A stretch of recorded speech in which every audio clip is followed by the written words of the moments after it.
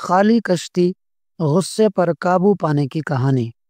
ایک بھکشو نے فیصلہ کیا کہ وہ اپنی خانقاہ سے نکل کر کہیں دور تنہائی میں مراقبہ کرے گا تاکہ اپنے نفس کا گہرائی سے مشاہدہ کر سکے۔ اس نے ایک چھوٹی سی کشتی بنائی اور جھیل کے وسط میں جا کر رک گیا۔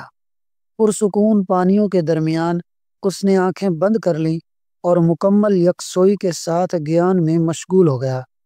چند گھنٹے وہ اسی کیفیت میں رہا، مگر پھر اچانک اسے محسوس ہوا کہ کوئی اور کشتی اس کی کشتی سے آ کر ٹکرا رہی ہے۔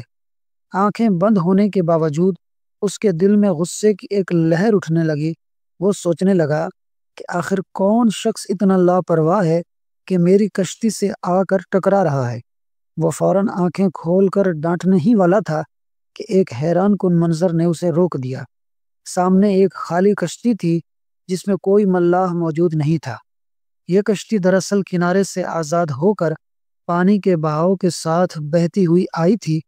اس منظر کو دیکھ کر اچانک بھکشو پر ایک گہری حقیقت آشکار ہوئی۔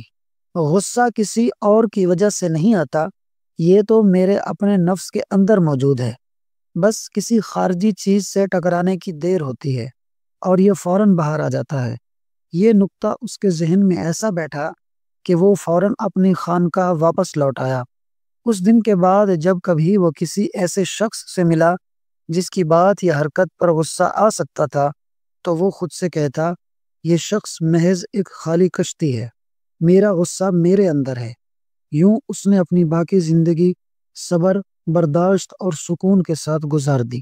سبق: اگر ہمیں کسی کی بات یا عمل پر غصہ آتا ہے تو ہمیں سوچنا چاہیے کہ کیا مسئلہ واقعی دوسروں میں ہے یا در حقیقت ہمارے اپنے اندر۔ اکثر اوقات دوسروں کے رویے محض ایک بہانہ ہوتے ہیں، جبکہ اصل غصہ ہمارے نفس میں موجود ہوتا ہے۔